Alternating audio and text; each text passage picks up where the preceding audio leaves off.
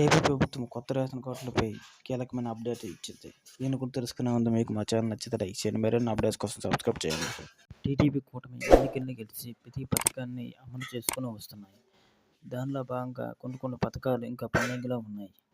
ఇప్పుడు ration కార్డులపై update వచ్చింది. ఇది తెలుసుకుందాం. గతంలో వైసీపీ ప్రభుత్వం రేషన్ కార్డులను దరఖాస్తులను స్వీకరించింది, కానీ రేషన్ కార్డులు జారీ చేయలేదు. వైసీపీ ప్రభుత్వం ఉన్నప్పుడు పెట్టిన దరఖాస్తులు ఇప్పుడు రేషన్ కార్డులు రాలేదు.